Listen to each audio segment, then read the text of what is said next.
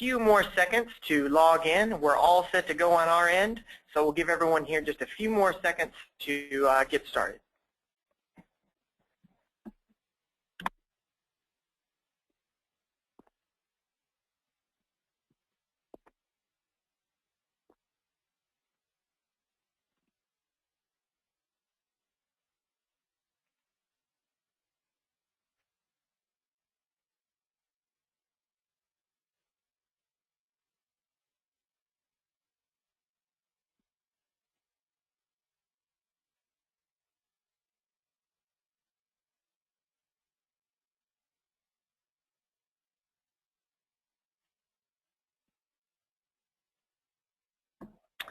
Hello everyone, and welcome to today's webinar, Best Practices for Improving Search and Social Marketing Integration, sponsored by the Search Agency. My name is Justin Bradigan. I'll be hosting today's webinar. I'm with Marketing Sherpa. As we get started today, we have some housekeeping information and some introductions before we begin today's webinar. We have 4 great expert speakers on search and social marketing today who have spoken to thousands of marketers over the years, so I look forward to hearing what they have to say. The first is Jen Doyle. She's the Senior Research Manager at Marketing Sherpa, and she covers B2B marketing, social media, and search engine marketing. She's the lead author of the 2011 B2B Marketing Benchmark Report, the B2B Advanced Practices Handbook, and the Search Marketing Benchmark Report. Boy, that's a lot of books, Jen. She's going to be teaching the new B2B Marketing Fuel Workshop coming up here soon in May. Now, Casey Bauer is a research analyst at Marketing Sherpa, covering search marketing, where she's responsible for compiling benchmark data, insights that can be used to guide marketers, and tactical planning. She's the lead author of the soon-to-be-released 2012 Search Engine Marketing Benchmark Report, and Casey is going to be joining Jen with these new B2B Marketing Fuel Workshops. We also have Grant Simmons, and Grant is the Group Account Director at the Search Agency with over 19 years of agency experience for the Fortune 500 clientele. Prior to joining the Search Agency, Grant led the rebranding and e-commerce strategy for the multinational hospitality company, driving online visibility and customer service initiatives for over 110 resort properties worldwide. Grant, we're glad to have you with us. With him is Josh Peters. Josh Peters is the social media manager at the Search Agency. He's a co-author of Tweet-Faced, the toolkit for understanding the maximizing social media.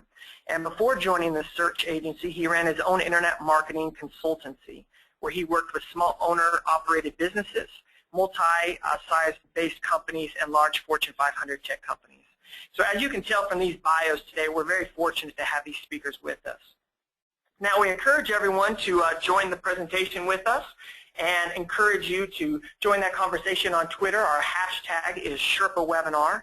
And also remember, you do have the GoToWebinar question box feature where you can ask some questions. And do keep in mind, we'll have about 10 minutes at the end of the presentation to answer some of your questions. Now, also, one of the questions I constantly get is, will the slide presentation be available? Yes, we are recording this right now, and we'll send it to you tomorrow in a follow-up email. So with that, I'll turn the time over to Jen to begin our part of the presentation. Jen, we'll turn it over to you. Thank you so much, Justin, for that excellent introduction. Good afternoon, everyone. I would like to give you a little bit of background on Marketing Sherpa before we really get started. We are a research firm and publisher of marketing know-how. We were founded in 2000, and we are now part of the MECLab Sciences Group, along with Marketing Experiments and In Touch. Our content is literally read by hundreds of thousands of members of the marketing community weekly, and we really have 4 key elements to our brand. We have our research. You're going to be presented with much of our research today on search and social media via our benchmark reports and our how-to handbooks. We also have our newsletters. We have 8 newsletters that go out weekly currently. We recently just added an inbound marketing newsletter that's quickly gaining traction. These newsletters include case studies and best practice articles. We also have our events. We have very large events via our summits, and we have smaller events that we run monthly, which are Sherpa workshops. As Justin mentioned, we have our B2B workshop launching. We also have an email marketing workshop that's launching next month. We also have our membership, and when you have membership, you gain access to our extensive library of case studies and best practice articles, and you also receive discounts on research and our events. And we are joined by the search agency today. We have Grant, and I'd just like to give them a moment to discuss their company. If we can just go to the next slide.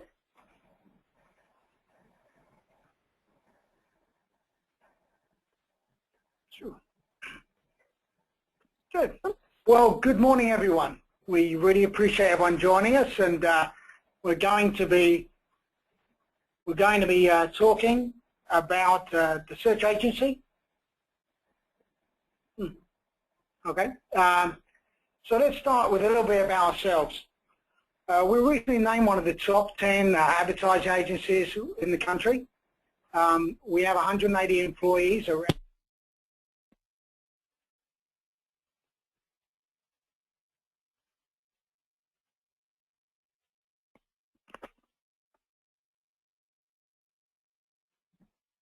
Well, it looks like we may have actually lost the search agency. Are you guys with us? Jen, I guess we'll go ahead and move on. Yeah, sure. Justin, if you want to take back control and advance the slides, that'd be great, and we can go ahead and get started. Just to give you guys a little bit of background on the research that you'll be presented with today for best practices on improving search engine marketing and social media. All of the research that you'll be presented with has been produced from our 2011 Search Engine Marketing Benchmark reports. And when we launched this study, we received over 2,000 participants in the survey. And this created so much data, and enough for us to produce 2 versions of the Search Engine Marketing Benchmark report. So for the first time ever, it was launched as an SEO edition as well as a pay-per-click edition. And our key findings throughout this study was that search and social media have incredible synergy. And we found a number of data points in support of this finding, and we're going to be sharing some of them with you today. So I'm going to quickly review our agenda. Quickly, we're going to look at, first, why search and social media. We're going to look at the effectiveness of these 2 tactics against various marketing objectives. We're going to talk to you about actual benefits of integrating social media into search engine marketing campaigns, as well as 5 key trends in search and social media integration. At that point, we're going to move on to cover top practices for integrating search and social media. You'll also be presented with a great case study from Acoustics by Design so that you can see some of these tactics put into action. And we will close today's webinar by reviewing a watch list and discussing new developments in search. So our first data point is all about the integration of search and social media. And if we can advance, here we go. And we have a chart here showing the percentage of organizations that currently have an integration strategy. And as you can see here, 64% indicated yes, they do have an integration strategy in place. So if you are not currently integrating search and social media, you are in fact in the minority. One thing we did with this study is that we segmented out the respondents by their level of maturity and their sophistication with their search and their social practices. And what we found was that marketers in the most strategic phase were much more likely to integrate. And really, what is the payoff here? This is the topic that we're going to discuss in this section. Ultimately, by incorporating social media into your search engine marketing campaigns, you're going to see improvements across the board, as we're going to demonstrate further along in this webinar. Next, we're going to look at the effectiveness of SEO, and we have a chart showing the effectiveness of search engine optimization against a number of business objectives. We asked, in your experience, how effective has SEO been at accomplishing these marketing objectives for your organization? And in this chart, we have a number of impactful business objectives listed, and we have the different colors of the chart representing very effective, somewhat effective, and not effective.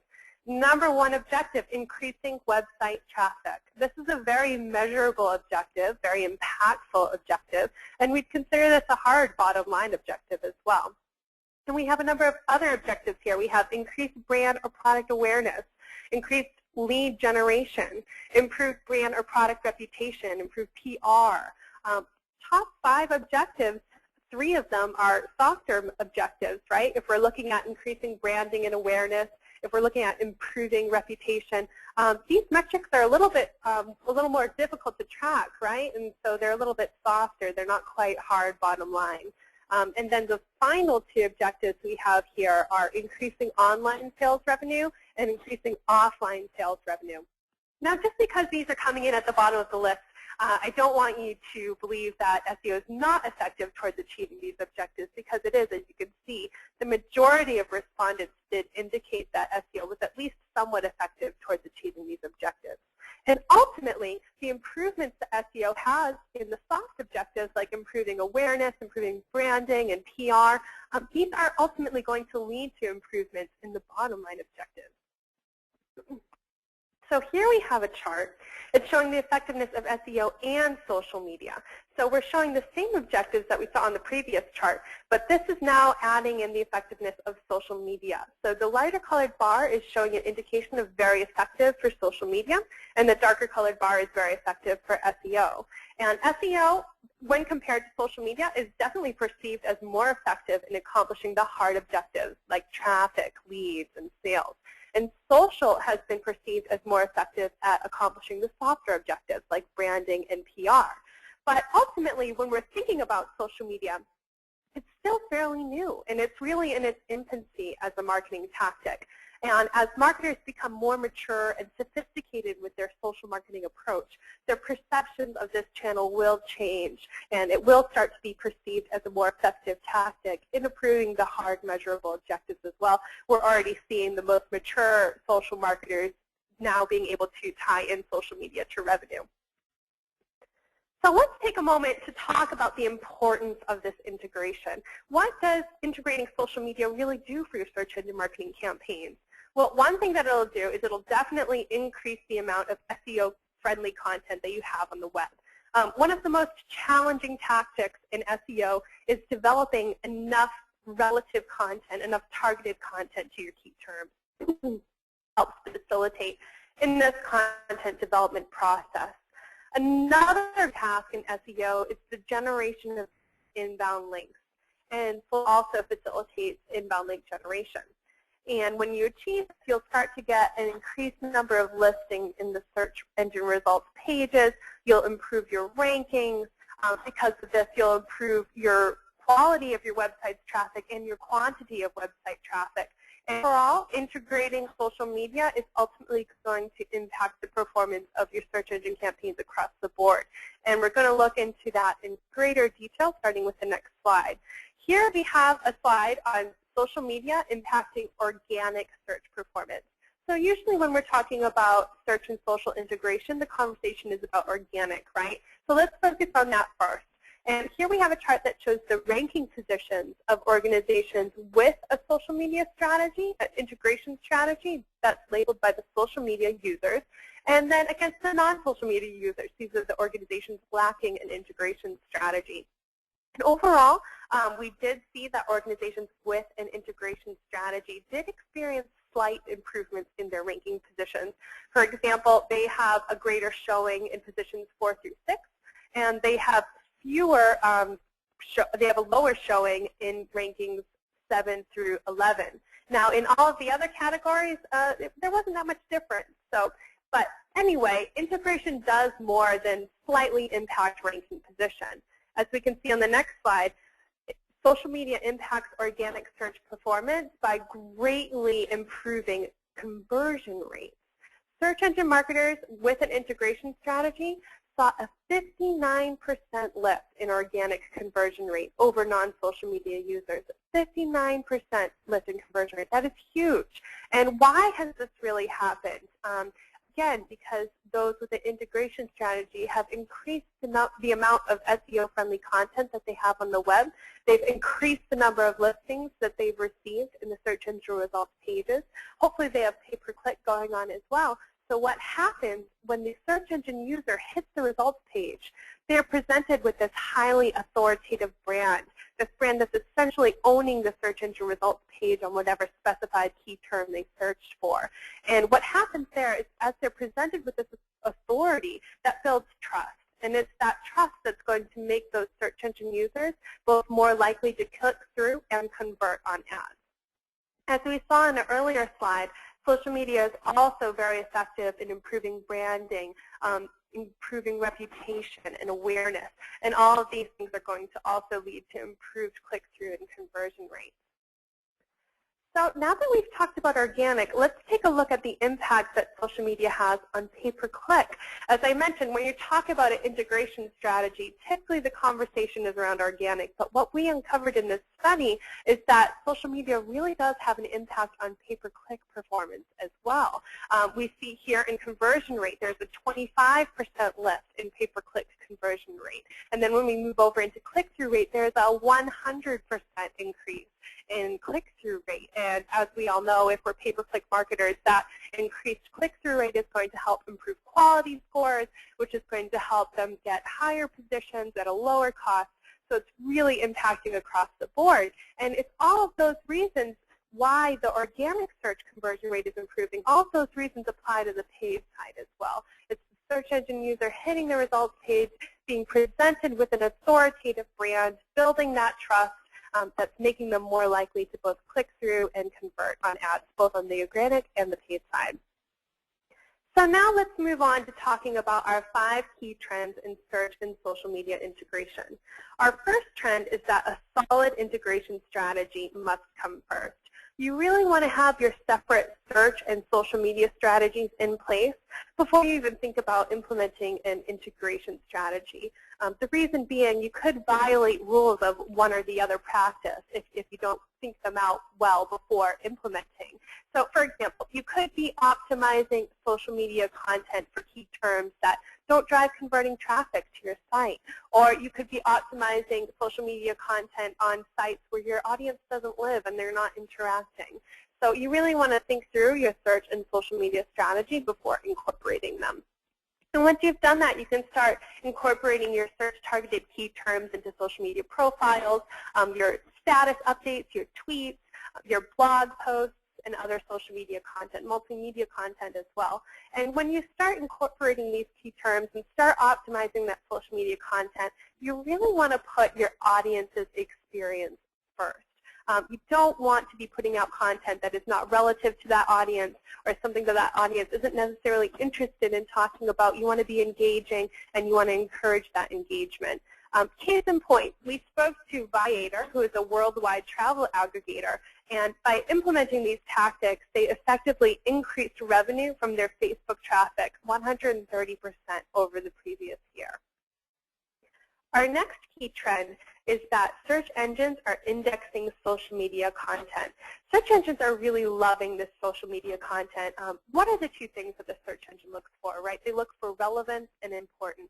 And they're really valuing these factors of social media content and indexing them in the search engine results.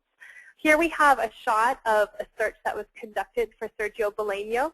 Sergio is our research director here at Marketing Sherpa. And as you can see in the search engine results, it's showing his LinkedIn profile, his Twitter page, and then the company website. So in instances where the search engine is determining that the social media content is more relative to the key term, they will rank the social media content above the company website.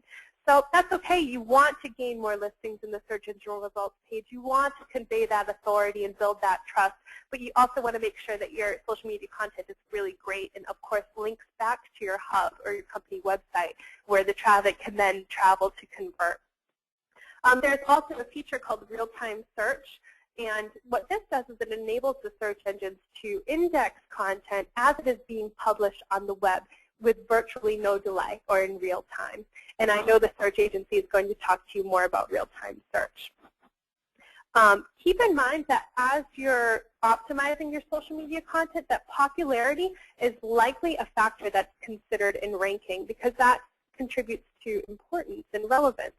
So anything you can do to show signs of popularity in your social media content, that means increasing views on your videos, increasing engagement, comments, likes, anything of that manner is likely going to be a factor in your ranking.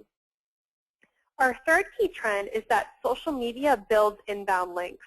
As I mentioned, one of the most challenging tactics in SEO is, of course, inbound link generation. And by incorporating social media into your plan, you're going to be able to generate more inbound links. Social audiences tend to link to good relevant, useful, or entertaining content. And these links build credibility with the search engines in terms of that importance factor. And links can be added anywhere in social media. You can add them to your profiles, to your status updates, your tweets, your blog posts, etc. But keep in mind, as you're optimizing this content and you're adding the links, that not all links are created equal. Some sites, some social media sites use something called the no-follow tag, which means basically that your link will not count towards the rankings. It will not affect your rankings in any way. If you're curious as to whether a social media site is using this tag, you can just view the source code. It actually says no follow, so you can find it that way. But don't hesitate to include links on social media sites, even if there is a no follow tag, because even using your links on these sites, you're still going to be getting your content out to more eyes and more web administrators, and that's still going to facilitate the natural link building process if you have great content to begin with. Our fourth key trend is that search and social data are complementary. Both search and social media are really keyword driven, and the search keyword volumes dictate current demand and popularity of topics, but social media can help identify new hot trending topics that maybe don't have a great search volume yet, but they're growing in popularity. So you can use this complementary data to really fuel both channels forward. Our fifth key trend is that on-site social media is a powerful content generator. And when you're talking about a blog or a Q&A feature or a forum or any sort of feature that encourages user-generated content, it's really beneficial to host this on your own site, because these are going to generate a breadth of SEO-friendly content, and you want to use that content to optimize your own site, where, of course, the traffic can come to convert. Also, since the content is being developed by your audience, the language and topics are going to be highly relevant to your audience. And case in point, we talked to Heart Digital Media, who owns 17 Magazine, and they implemented a Q&A feature on their site for 17. And this Q&A feature literally generated tens and millions of Q&As and 30,000 search visits per month. And I saw the case study, and that 30,000 was expected to grow 90% year over year. So really great success here with Heart Digital Media by hosting that content right on their site. So at this time, we're going to be launching a poll. So I'd like to hand it over to Justin so that he can coordinate the poll. All right, thanks, Jen. That's great content. Grant, are you back with us? Yes, we are. Apologies for that. Good, good. Okay, let's go ahead, and I'm going to launch this poll for the audience. And so if you guys will just take a few minutes and go ahead and get this in, that would be wonderful. Sure. We'll give everyone just a few seconds here, and we'll start to see some of these results coming in. Okay.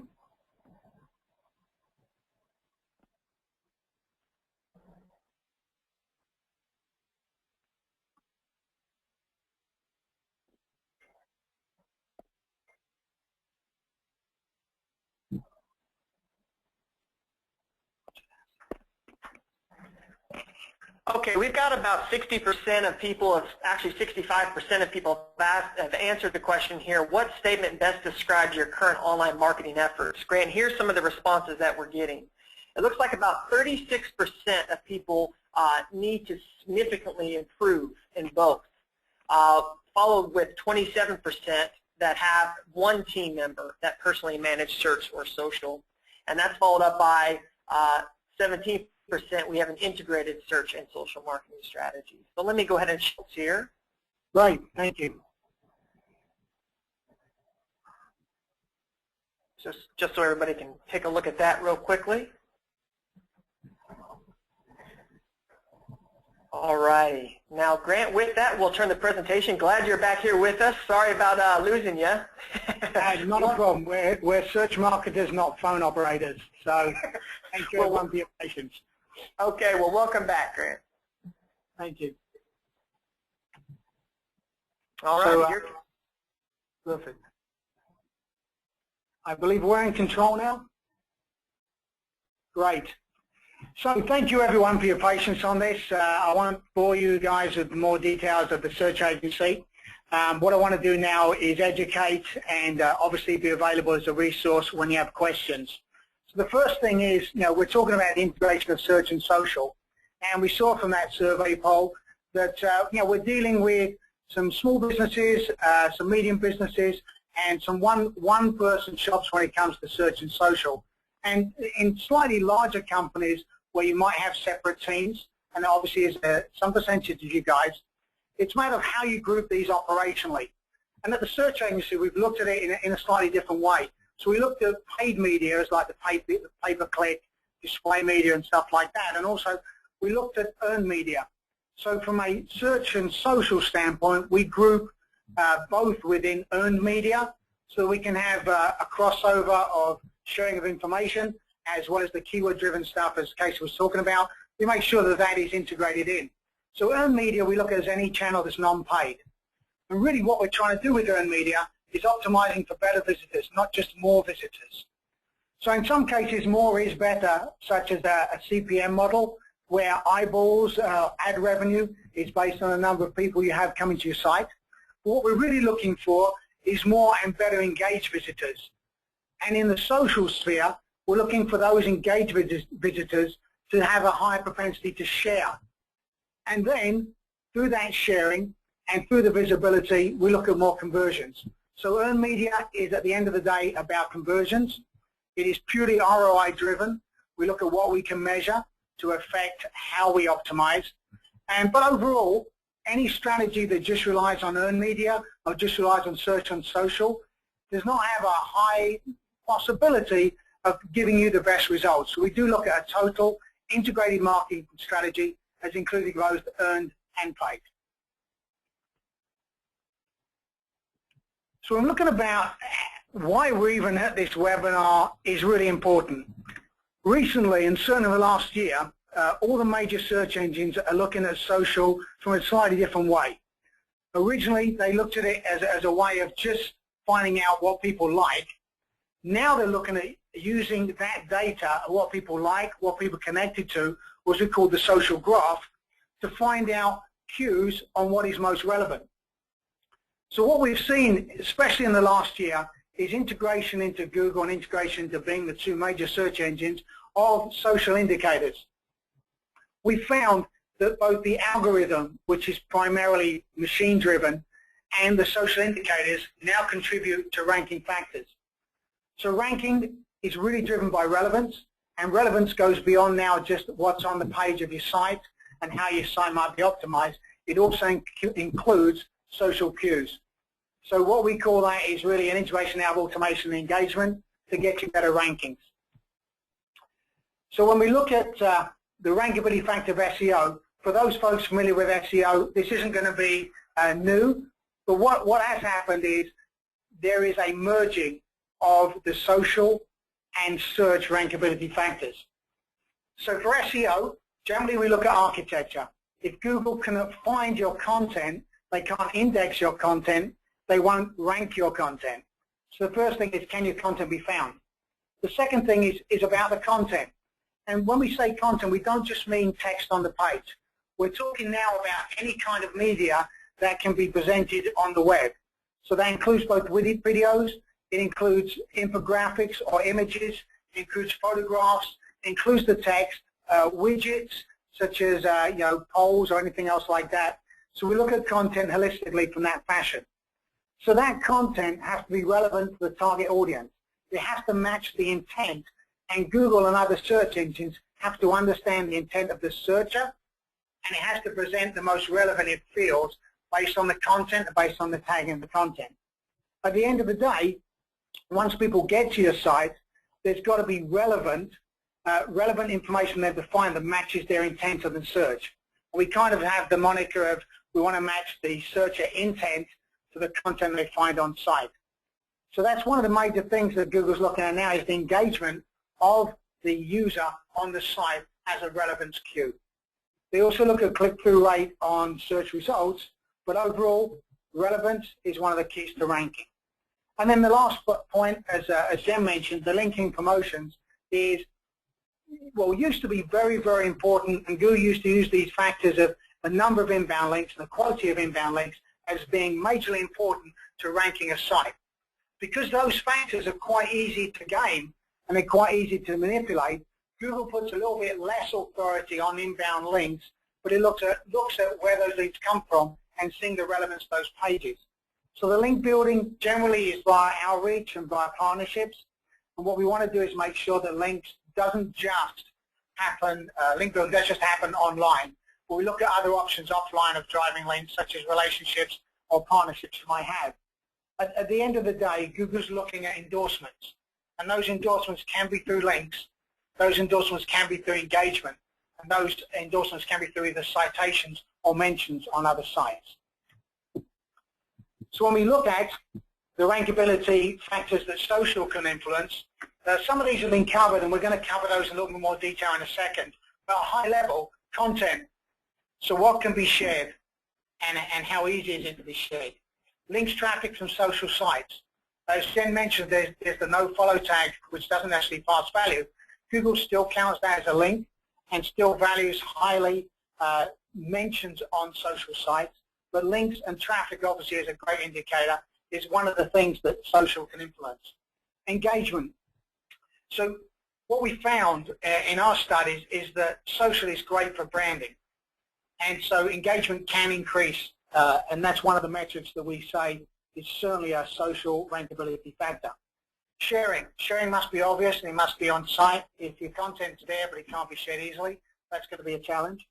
And piggybacking on social properties, once again for brand, we've seen that piggybacking on a Facebook by putting relevant content, by optimizing your profile, can be valuable in taking up space on the search results. So I'm going to go into those in a little bit more detail. And this you've probably heard for the last 5 years that content is king. Well, content is still king.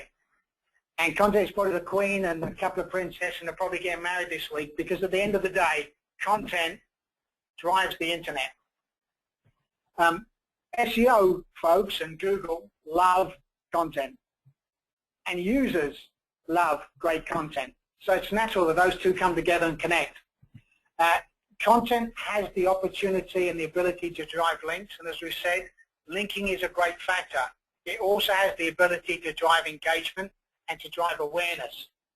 So at the end of the day, if you're not producing great content, whatever else you're doing on your site, you're not liable to rank well. And if you are producing great content, you're liable to drive engagement, you're liable to drive sharing, you're liable to drive links, and you're liable to drive better ranking for that content and for your site as a whole. So engagement, we talked about this. Engagement is also key. Now, the wonderful thing and the kind of scary thing about Google is they're able to monitor a large percentage of the web traffic. Now, there are hundreds of millions of Gmail users. Most of those folks never log out of Gmail. So Google basically can track their web history. Also, Google has the option of opting out of being tracked, your web history. And obviously in the name of relevance, some people want to have their web history tracked because Google's going to serve up relevant search results based on that history.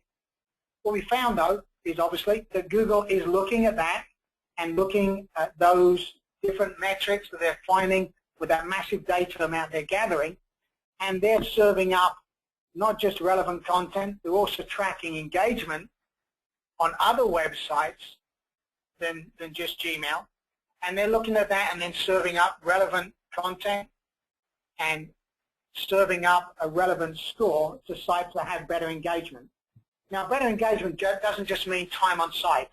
That is important. But Google's looking at consistent behavior on a site.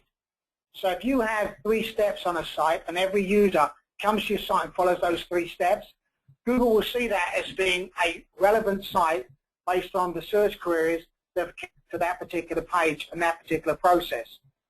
So it's important to understand that Google watches a lot of sites, has a massive amount of data, and uses those as rankability factors.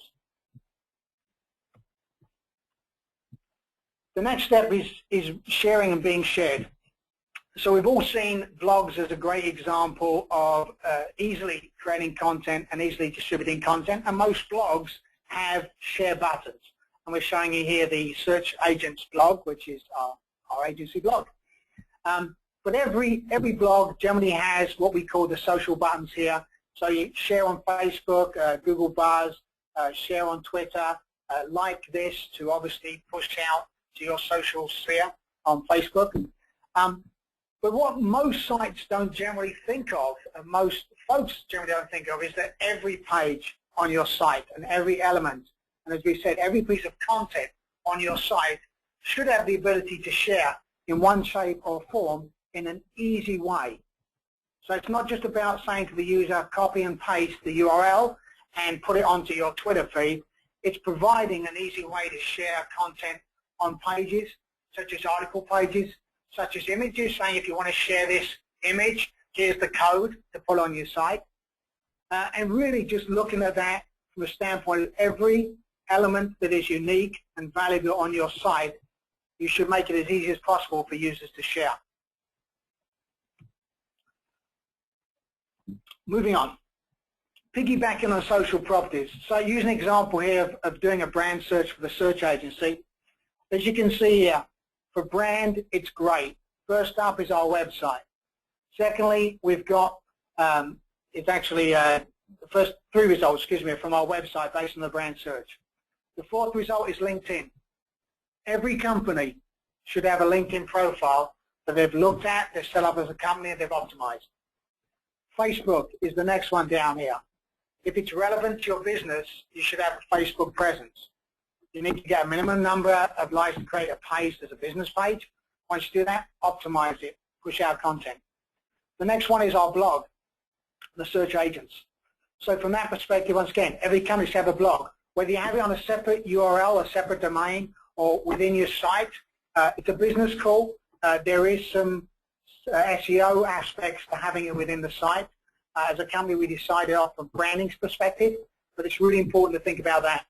If we look at the last result on this particular slide, it's a Crunchbase profile. Now, there are lots of websites that will take your company profile and they will allow you to log in to edit it. We suggest looking at the search results for your brand search, looking at companies that are listing you, and seeing if there's the opportunity of reaching out to optimize that. Every place in the search result is an opportunity to increase the brand, as well as awareness, as well as to get click-throughs from those sites. At the end of the day, the social is really great for brand. Social from a blogging standpoint is really great for getting other search query-driven rankings.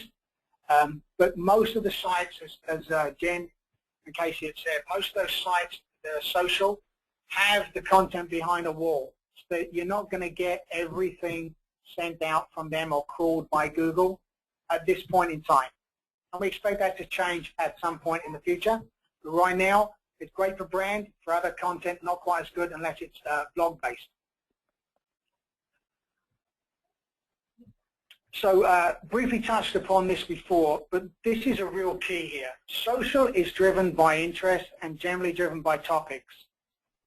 SEO is driven by great content that generally has a little bit more of a lifespan. When you're looking at integrating search and social, it's a matter of leveraging both to come up with the most relevant topics, to use your analytics to see what engages users the best or the most and how you can improve, and really looking at then social news trends to piggyback on. So, for example, this week we have a lot of things happening in the world. I mentioned briefly, because I'm English, we have a royal wedding. So, for example, one of our clients has wedding jewelry as a product. So, in the last week, we've been writing articles specifically around the royal wedding, specifically around jewelry, because as a topic, it's being searched on. We're also pushing it out via the social channels. The goal here is to look at trends that are both newsworthy and trends that are both seasonal. So, for example, if you're a retailer, you're going to start talking about Christmas and what to buy in the late November. If you're in real estate, you're going to take that first quarter of the year and really see about pushing the fact that people generally start to look at moving at that time of year. So you can leverage trends, and there's a great tool from Google Trends. You can look that up, Google Trends. It's great to look at that because socialist is really topic and immediacy. SEO allows that content to have longevity. So key points there. So with that, I'm going to hand over to my colleague, Josh Peters, who's the social media manager at the search agency. He's just going to talk about pulling all that together. Thanks, Grant. Yep, I'm just going to kind of wrap it up and then wrap it all together here. So having great content helps lead to getting more links and inbound traffic, which leads to more organic traffic as you're found. And the more traffic you get, you more brand exposure, which creates more opportunities to engage both on your site, on your blog, in your social profiles, wherever. And the more engaged your community is, the more likely they will be to then share the content you create. And so it kind of builds that whole cycle right there. And to supplement this whole process, piggybacking off of your social properties, using the keywords in your social is really key. And this means not having, this also means not having any islands. Using Facebook to promote your Twitter, your blog, forums, site, and using your blog to promote your Twitter, Facebook, forum site, etc. And so it doesn't matter if you have 2 properties or 20, you want them all connected and promoting each other so that everything is linked, everything's creating awareness for each other. So if you're looking at all this, you're kind of wondering, where do I start? Well, it kind of really depends on where you're already at. If you don't have a community, you need to start one and then build it up. And if you have a small community, grow it bigger, nurture it, empower it, and help it to be more than it currently is today. We all know that, that's all well and good, but how can you do that? Initially, you have the content, the conversations, engagement, interactions, and all those other fun buzzwords that get tossed around with both social and SEO is because, the reason they're buzzwords is because they are important. They've grown through that, and then you see them used a lot, but they have intense relevance because as you're creating your more topically relevant and interesting content, you'll become more of a source for information and discussion. For engaging, you don't want to shove any of your content down people's throats. Really use it as a way to start conversations and start building more engagement and interaction between community members and yourself. And then, as we already mentioned, make the content really easy to share and make it open for discussion so that you can build that inside your community. And use all of this to identify yourself as a thought leader, and also to help identify in your community who are the influencers, advocates, your best customers. You can reach out to them, and you can start building your community more through them. And with that, we're going to have a case study by Marketing Sherpa. Thank you, Josh. A company blog offers a great way to showcase your industry knowledge to clients and prospects. And as Jen and Grant mentioned earlier, a blog also can be a steady source of SEO-friendly content for search engines. But creating a company blog and getting multiple authors to contribute to it, that can be daunting. So today I want to talk a little bit about Acoustics by Design. It's a small consulting firm, and I want to share how they overcame this challenge by getting nearly everyone in their company to write for the company blog. The result? The blog today accounts for more than 50% of their organic traffic. And from their experience, I hope you'll be able to take away some tips on how to develop or tweak your company blog so you can reach SEO gains also. Okay, so it goes almost without saying that blogging has definitely become a well-established tactic in a B2B marketer's playbook. But creating a company blog that integrates with your social media and SEO marketing requires more than just setting up a page and letting writers have at it. And Acoustics by Design, they really understood this, and that's why they spent 3 months working on their blog strategy and goals before ever writing and publishing their first words. Their goals were very clear and straightforward. Number one, they wanted to create a new source of keyword-rich content that would complement and strengthen their current SEO strategy. 2, they wanted to educate readers about major issues in the acoustical engineering industry. And finally, Their third objective spoke directly to the bottom line. They wanted to increase web traffic in order to generate more leads and improve conversion. So let's look at some of their campaign tactics, starting with their editorial targets. Justin, if you wouldn't mind advancing, thanks. It's important, first I just want to mention this, that it's important to remember that a good keyword strategy and strong keyword coverage are both essential to getting the biggest SEO impact from a blog. Acoustics by Design, they really kept that kind of front and center as they started developing theirs. First, they identified their target audiences by examining their customers to understand who was likely to read the blog. Their clients fell into a lot of different types, like engineers or building owners, but also different industry sectors, like churches or K-12 education. And each of those groups tends to use different phrases when describing their acoustical needs. So the team made sure that their keyword list really reflected this diverse lexicon. The second thing that they did was plug any remaining gaps in their current SEO strategy. 2 years before, they had redesigned their website around SEO. So now when they were creating the blog, they didn't want to double up on keywords and phrases for which the site was already highly ranked. Instead, they looked for keywords that didn't have a web page and also added secondary phrases to support their primary keywords. Finally, their third step was to plot out content for an entire year to make sure that they covered all of the chosen key phrases. Each post covered a different market sector and specific topic. For example, if they wanted to have several posts on healthcare acoustics over the course of the year, they would then break that subject down into really specific issues like MRI noise control or privacy regarding HIPAA regulations.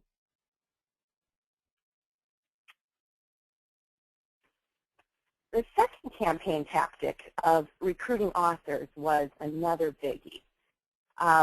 Creating a sufficient volume of content was going to be a challenge, so the team knew they needed to pull in a team of authors if they were going to make this work. Fortunately, in their case, they had consulting engineers on staff who were used to creating reports for clients and were comfortable with writing. They successfully recruited 8 of the 10, due in large part to the appeal of the multiple blog author approach. Not only does this approach lessen the burden on any one person to provide posts each week, but it also creates a natural diversity in phrasing and word use, and that results in better search-optimized content. Now that Acoustics by Design had lined up their team of bloggers, they needed to create a smooth process for generating the content. First, they let authors review the editorial calendar and pick the topic that they wanted to cover. Second, they established writing guidelines. And one guideline, as an example, limited the length of posts to 500 words. And the reason for that is that writers were reminded not to create white papers or full reports on topics, but rather just to provide smaller pieces of information that would demonstrate the firm's expertise and knowledge of the industry. And finally, the team assigned an editor who would polish and optimize the posts. He reviewed them for clarity and relevance. He'd edit them for keyword use and placement, and would also write keyword-focused title tags and meta descriptions. The last campaign tactic focused on commending the bloggers for their work and results. Authors each had their own byline on their blog posts, and they were also notified whenever a reader made a comment or another site linked back to the post. And the company newsletter regularly featured those that had generated a lot of attention. So, how much time did it take to keep this blog running, and what were the results? Well, Acoustics by Design estimates that it takes about 5 hours to get one post up, 2 hours to write, 2 hours to edit and optimize, and 1 hour for the company president to review. The payoff from the investment of this time and effort has been very good for the company, starting with their organic traffic. The blog is generating 53% of natural search visits, essentially augmenting the firm's already successful SEO program. Their blog is also being linked to and shared on various industry social media sites. And as that content is shared, the estimation of Acoustics by Design goes up. And finally, and more importantly, the increase in web traffic and awareness has translated to more leads and more qualified leads, as Grant was saying, and more sales. And with that, I am going to turn it back over to my colleague, Jen. Thank you so much, Casey, for that great case study.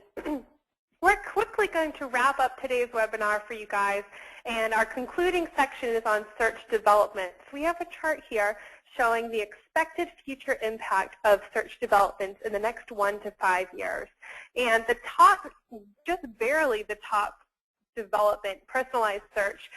When this launched, it created much speculation among the industry because now, because of personalized search, different search engine users are receiving different search engine results based on their web browsing history, et cetera, and different ranking positions as well. So because of all of this speculation, this is probably why it just barely took the first place in terms of a greatest expectation in the next 1 to 5 years. Of course, real-time search has a close connection with social media marketing. That's probably why it's being ranked highly as expected future impact. And we also segmented out this study by, as you saw earlier in the chart, social media integration and social media use. And those social media users were the group that anticipated the greatest impact from all search innovations across the board. So at this time, I'd like to hand it over to Josh so that he can continue our wrap-up with search development. Thank you. All right.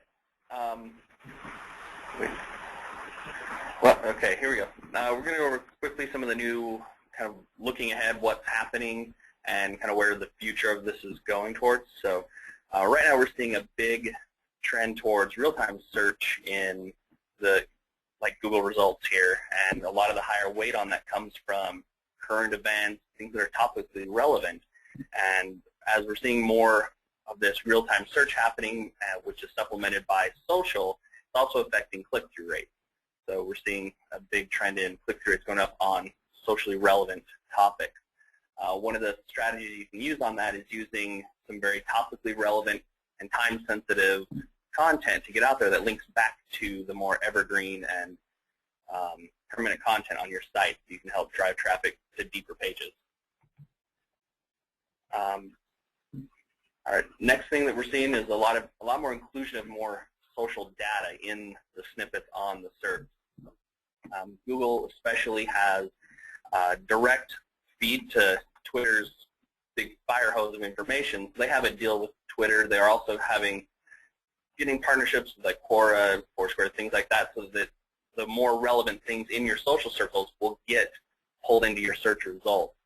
Bing has a partnership with Facebook, and so you're getting more Facebook-oriented and related results. And they're also including some of their own modules now, like at the bottom of Bing search results for, like we did punk rock here, had a blog module where you can find more relevant blogs that aren't listed in their top 10. So we're seeing a lot more inclusion across all the major search engines with social as far as things are starting to rank. Inclusion, there you go. Real-time search modules are one of the next big things that are popping up, and a lot of that has to do with how the search engines are integrating and who they're forming partnerships and contracts with on there. And so the fact that they have these different properties that they're partnered with means you're going to see a little bit different social data and modules here. On the Google example, we've got Mr. Grant Simmons that we took a look for, and if you look on the one where it's highlighted, you're seeing the real-time search being integrated with the search modules here, where the tweet that he's got there on his Twitter account was only from 57 seconds ago when we did the search. And so we're seeing the combination of real-time and social search and the modules that they're placing into search results. And it also comes into image searches where it's pulling Twitter profile pictures, Facebook profile pictures, LinkedIn profile pictures, things like that are also ending up in image searches now. And all of this is really tying together to create a more personally relevant search. Right now we're seeing a huge shift toward search that is for the user, for the end user, and the engines are determining this relevance based on your social networks and how you're connected to people. And this will, if you look on the example we have here, it tells you how you're connected to the person that it's giving you the link for. So in this case, I'm connected to Jack Dean on Quora. So it served up this result as something I might be more interested in compared to others. And the interesting thing about this is that this search result, if I logged out of Gmail, disappears completely. And this blog post that showed up on as the number 4 position on the SERP completely disappears. Along with all the others, I had a couple others that had been recommended through Facebook and Twitter that showed up on there, but they completely disappeared once I logged out of Gmail. Logged back in, and now these posts that had previously hadn't showed up on the first page are now showing and ranking pretty well. Which also, as you know, I know Jack and I know some of the other people, so I'm more likely to click on those links because I know that they share good, interesting content. I know who they are, and I know that they recommend things that I'm interested in. That's why I'm following them on these different networks. And so it's much more, it has huge impacts on SEO, click-through rates, and it builds on that trust that you get inside your social networks. Another big thing coming from Google is the +1, which, you know, they're just launching, they're playing with it. We're seeing that they're saying that it's going to help impact search results, ad positions, everything else, but we're just seeing the beginning of that. That's something that Google's definitely going to grow with. And so with that, I'm going to turn this back over to Marketing Sherpa to take us home. Thanks, Josh, and thanks for that kind of looking forward. We appreciate that. So what we'd like to do is obviously get into the Q&A. Just real briefly, we just want to let everybody know that all the webinar attendees today can take advantage of this special offer provided by the search agency and receive a $100 discount on the 2011 Search Marketing Benchmark Report. So if you get a chance, please check it out. We'd definitely like to offer that for you. So let's go ahead and get real briefly. We have just a few minutes to get through these questions, and we have quite a few, as you can imagine. So I want to go ahead and kind of start off with you, Grant and Josh. There's someone who wants to know, where do you see Facebook going next? They're going to integrate with Google, and Skynet's going to be born. They're really, I think that there's a lot going on. We're already seeing some opening of the Facebook social graph data that you can publicly access, and it's all based on your privacy options as to what can be viewed and crawled by search engines, and they're definitely making changes in that, and the Bing partnership is one of the first steps forward to integrating and putting more relevance on your social graph there. Yeah, and I think that what we've seen this week is the launch of Facebook Deals is looking at ways of monetizing 500 million people. And I think that, most businesses like Groupon and stuff should be a little bit worried. Living Social should be a little bit worried. Facebook is looking to monetize, connect more socially with your shopping and everyday needs. Yeah, that's definitely true. This question here is kind of piggybacking each other. The first one's from Thomas, and it says, do URL shorteners like Bitly affect the effectiveness of backlinking? And then a follow-up to that is from Scott is, how do these link shorteners affect, inbound links from when it comes to social media? Kind of piggybacking both of those. Okay. Well, most of the link shorteners out there, they're 301 to redirects, so they're as close to a straight link through as you can get. So Bitly is absolutely a 301, so is Kligs, and most of the other ones, I think there's only 1 or 2 little ones that aren't direct 301. Yeah, the challenge with a link shortener is from a standpoint of anchor text. So if everyone understands that you can wrap a link around keywords, and so generally most link shorteners don't have the opportunity of passing any link value or any more link value through anchor text, but based on the relevance of the page it's on, or whether it's in a tweet or a Facebook page, it still does pass, as Josh said. 301 is as close to a direct click-through as you can get. I would agree with you guys, definitely. The best practice is the anchor text. Unfortunately, you can't do that with the URL shorteners, but I would definitely agree with you guys. Yeah. One last question. This can kind of open it up to all our presenters today. Do you have any tips for SEO, on a Facebook page that you can give to our audience? It's anything that's publicly viewable, such as the Facebook pages, can be crawled by Google and any of the other search engines out there. And so it's all about what Grant just said, the anchor text, what's surrounding the links, what are the topics that are coming up there. what are you displaying? It's all about the content that you're putting on the Facebook page. And to that point is images, other media, or anything else that exists solely on Facebook. Make sure you follow SEO best practices of captions. Make sure you have correct naming. Facebook tends to change names of uploaded files, so make sure you have relevant content around it. One big image is not going to get you great SEO value.